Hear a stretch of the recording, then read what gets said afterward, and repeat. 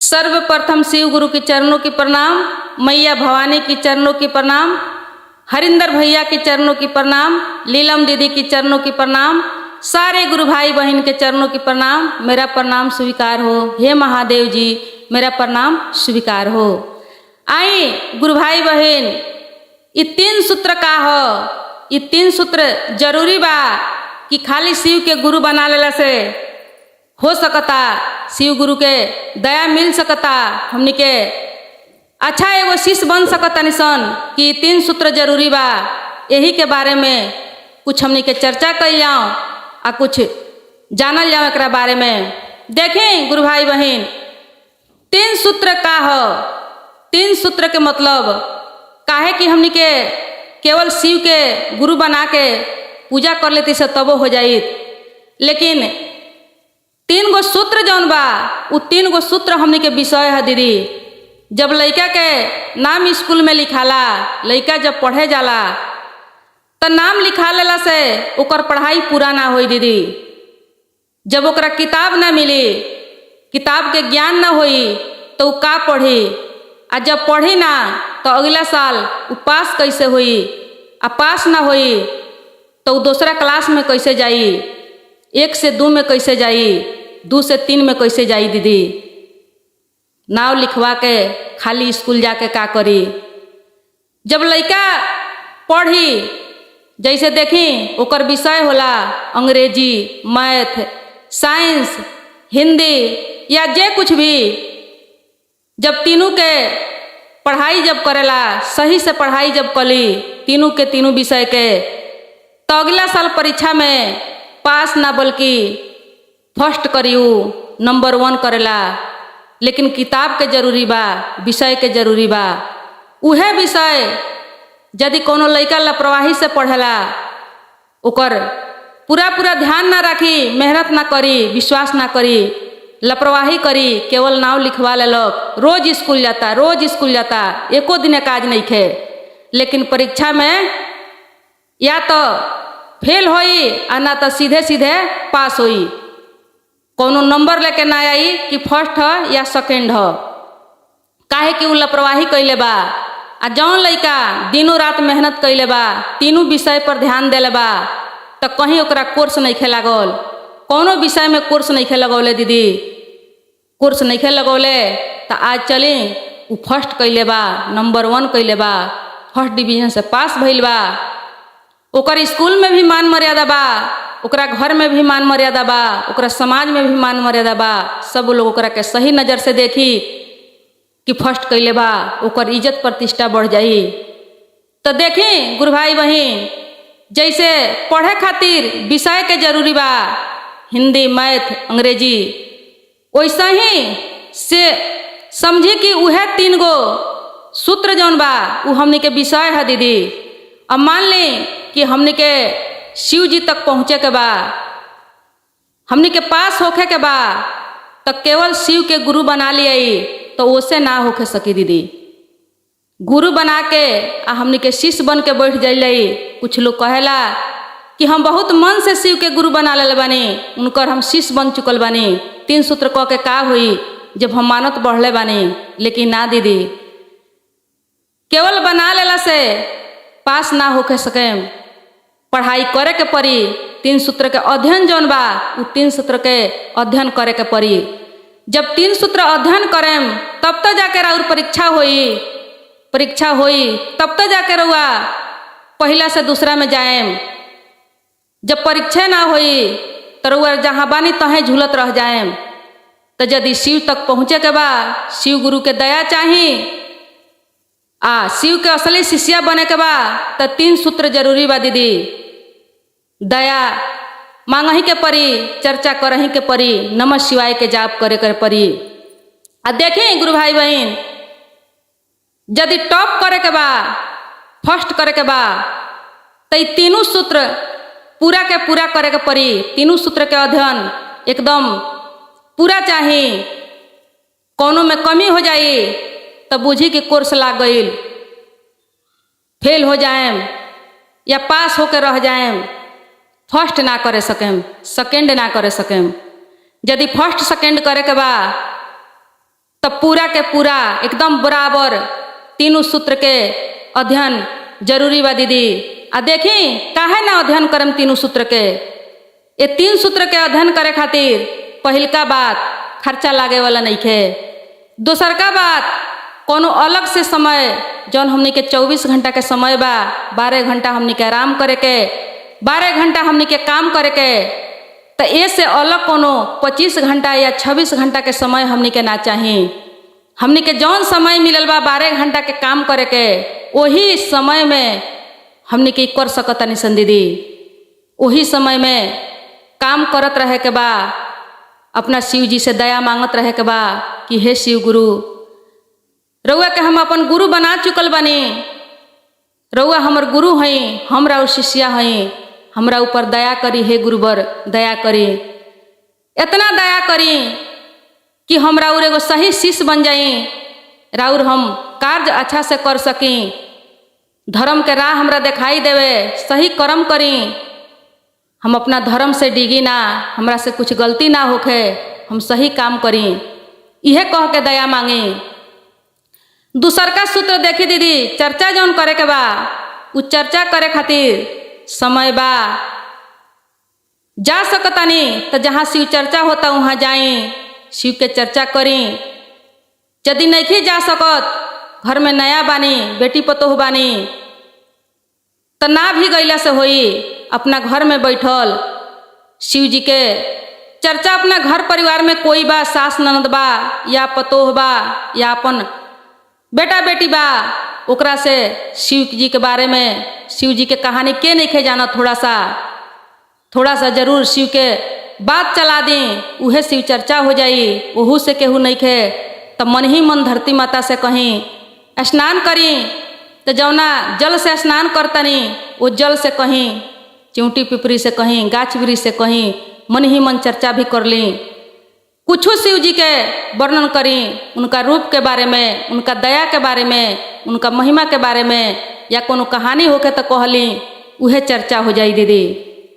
आज यदि जा सकतानी तो शिव चर्चा में, जहाँ कहीं भी शिव चर्चा सुना जाए वहाँ जरूर जाई दीदी, जाके 2 शब्द शिव चर्चा करी, या तो सुनी, सुनला से भी हो जाई और शिव के चर्चा कैला से भी हो जाई। नमः शिवाय के जौन जाप बा ओकरा खातिर भी कहीं अलग से टाइम के जरूरी नहीं खे। अगर माला से करतानी तो अति सुंदर, लेकिन माला से कैला के बाद भी मन ही मन जहाँ कहीं भी रही दीदी, कोनो काम में रही, लेकिन ऐसन आदत बना ली, अपना दिल में ऐसन उतार ली कि नमः शिवाय के बिना कुछ ना होखे। नमः शिवाय बोलते बोलते हो सके तरह और कोनो काम बिगड़ जाए दीदी, इतना मगन हो जाई ये नमः शिवाय के मंत्र में, ये नमः शिवाय के जाप में, शुद्ध बुद्धापन खो जाई। तब देखी शिव के महिमा आ शिव के दया कैसे मिल रहल बा, कैसे रुआ टॉप होतानी, कैसे फर्स्ट मार देतानी। तो बताई काहे ना 3 सूत्र करेम, जब ये 3 सूत्र में ना कोनो हरानी बा, ना परेशानी बा, ना समय के अलग से जरूरी बा, ना रुपया पैसा के खर्चा बा, कुछ नहीं खे। जितने नमः शिवाय करेम उतने मन के गंदगी खत्म होई, मन शुद्ध हो जाई। काहे कि एगो ई समझी नमः शिवाय जौन बा, शिव चर्चा जौन बा, वो एगो मन के गंदगी धोए ला के साबुन समझी, उद्धार होखे वाला साबुन समझी। ई तन धोए खातिर किस्म किस्म के साबुन, सेंट इत्यादि बहुत सामान बा दीदी, लेकिन मन के धोए खातिर ई नमः शिवाय के मंत्र बा। ये नमः शिवाय के मंत्र के द्वारा मन के गंदगी जौन बा वो धोआ सकता। काहे कि मन के कचरा दोसर सेंट साबुन से ना धोआ सकी। आई तन धोइला से कुछ ना होई दीदी, तन धो के बाहरी हमनी के देख सकतानी सन, बाहरी सुख पा सकतानी सन, लेकिन मन धो जाई तो हमनी के शिव के धाम देख सकतानी सन, शिव तक हमनी के पहुँच सकतानी सन। तो हमनी के तन मन दोनों धो के साफ रखें, शुद्ध रखें। ये 3 गो सूत्र बहुत कुछ कर दी दीदी। ये 3 सूत्र के पढ़ाई करके देखें, मन लगा के पढ़ें। पढ़ाई में लापरवाही मत करी। ये 3 सूत्र के अध्ययन जरूरी बा। यही से जरूरी बा दीदी, केवल शिव के गुरु बना लेला से हमने के एगो सच्चा शिष्या नहीं सन बन सकत। नाम लिखवा लियाओ साल भर स्कूल ना जाइल जाओ, परीक्षा होई, परीक्षा तो होकबे करी साल भर जब बीत जाई तो। जब लड़का परीक्षा में जाई तो का लिखी? जब साल भर कोनो विषय पढ़ाई नहीं के कैले तो का लिखी दीदी? केवल मुंह देखी, पेपर सही बुझा के चल आई। जब वो पेपर चेक होके जाई तो बुझियो में का मिली?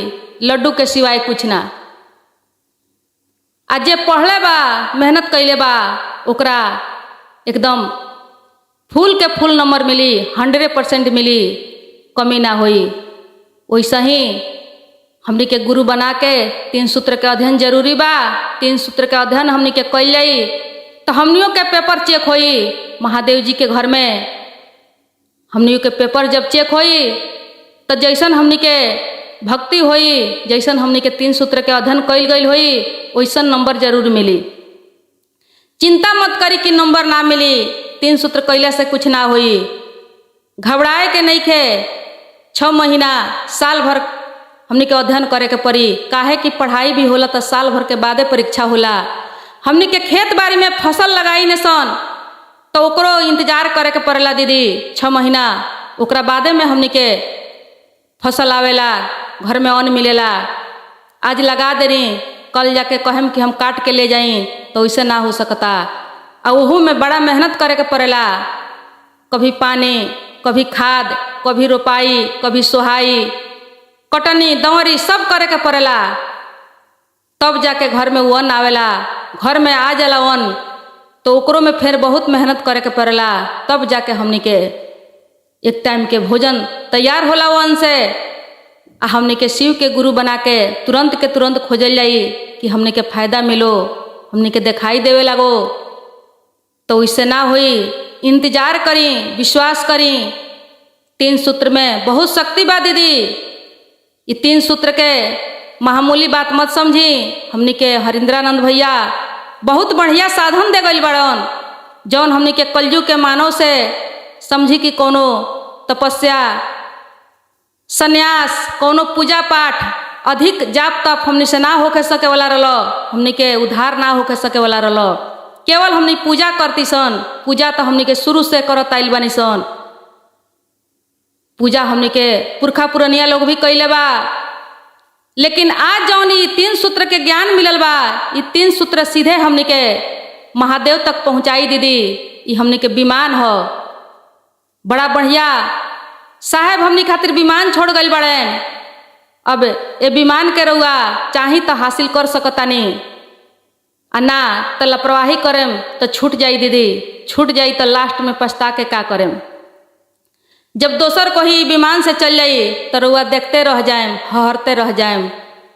तो समय बा, अभी समय से पहले एकरा के हासिल करी विमान के दीदी। महादेव तक पहुँचे के बात। हरिंदर भैया हमने खातिर बहुत उपकार कैले बड़न। बहुत बढ़िया संदेश, बहुत बढ़िया लॉटरी लगा के चल गईलन। आज देखी कितना बढ़िया काम कैलन कि हर आदमी के जबान पर उनकर नाम लियाता। हर घर में उनकर फोटो लागल बा। इनकर एगो नेकी के काम हो। आज स्वार्थ कैले रहतन तो केहू के ज्ञान न बता के अकेले ज्ञान के फायदा उठौले रहतन तो अमीर बन जैतन या उनकर उद्धार होइत, मुक्ति होइत। लेकिन उनकर नाम जौन आज चल रहल बा, उनकर नाम कोई न लीत। लेकिन पूरा संसार के कल्याण खातिर, उद्धार खातिर, पूरा जन जन में ज्ञान के वो निछावर कैलन, जौना ज्ञान के द्वारा आज हम रउआ भी शिव तक पहुँच सकल जाता। यदि हरिंदर भैया खानी हमनी के भी बन जाइला तो हमनी के भी महादेव जी गुरु बन जाए। सबकर गुरु हैं। जीव जानवर से लेके पशु पंछी से लेके मानव दानव सबके गुरु हैं महादेव जी। बस बनावला के बात बा, विश्वास कैला के बात बा। ऐसन बात नहीं खे कि हरिंदर भैया के ही गुरु बानी, सबकर गुरु बानी। सभे अपनाओ, सभे विश्वास करो, सबका गुरु जी के दया मिली। बड़ा दयालु हैं शिव गुरु, बड़ा दयालु हैं दीदी। तो चली ये 3 सूत्र के अध्ययन करी। 3 सूत्र के अध्ययन क के देखी, विश्वास करी एक बेर। नइखे मन करत, मन नइखे लागत, तभी जबरदस्ती एकरा के करी दीदी। जब जबरदस्ती करे लगे तो आप से आप मन खिंचाए लगी आ बड़ा आनंद मिली, बहुत सुंदर लगी शिव चर्चा करे में, शिव जी के भजन गावे में, ये 3 सूत्र के पालन करे में।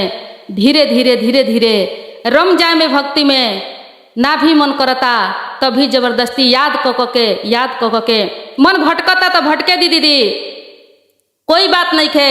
नमः शिवाय करतनी तभी मन भटकता तो भटके दी, चर्चा करतनी तभी भटकता तो भटके दी। जबरदस्ती ये समझ के एकरा के ये 3 सूत्र के अपना के क के देखी। धीरे धीरे महीना 2 महीना में 3 महीना में आप से आप राउर मन रंगा जाई, विभोर हो जाई भक्ति में। जौन मन के रहुआ जबरदस्ती करत रहनी हाँ, जबरदस्ती जोर डालत रहनी हाँ, वो एकदम मन कष्ट में हो जाई। ये 3 सूत्र में लपटा जाई दीदी, बन्हा जाई। आप से आप रहुआ दूसरा के बतावे लगे, कहे लगे शिव के महिमा, शिव के दया, शिव के जौन करुणा बा, सबके बारे में रहुआ ज्ञान होई, सबके रहुआ बतावे लगे। मन भटकता तो ओकर भटकाव भी खत्म हो जाई। विश्वास करके एक बेर देखी दीदी, लापरवाही मत करी। शिव के यदि गुरु बना ले बनी तो लापरवाही मत करी। 3 सूत्र के अध्ययन करी। 3 सूत्र के अध्ययन करके देखी एकर का नतीजा मिलता। बहुत बढ़िया रिजल्ट आई, बहुत बढ़िया परिणाम मिली, नंबर भी एकदम फूल के फूल मिली दीदी। पहला मानी, देखी पहला शिव के मानी और ओकरा बाद में ठानी। जैसे कोनो जग या शादी ब्याह ठान लियाला, जब ठान लियाला तो ओकरा के पूरा करे के पड़ेला, आ पूरा कइल जाला। वैसे ही मानी आ तब मन में ठानी कि शिव के दर्शन क के छोड़ेम आ उनको शिष्या हम बन के छोड़ेम। सही, थोड़ा भी कमी ना, एकदम नंबर 1 फर्स्ट करे के बा। तो मन में ठानी दीदी, ठान के देखी, एकरा पर चली, चल के देखी, रिजल्ट बहुत बढ़िया आई। नंबर 1 जरूर करें, एकदम पूरा फूल के फूल मार्क मिली आ बहुत बढ़िया ये जीवन संवर जाई, सुंदर हो जाई दीदी। पूरा जीवन सुखमय बदल जाई, लोक आ परलोक दोनों बदल जाई। ताई अबे ताही कहत हम अपना वाणी के विराम देव। हर हर महादेव।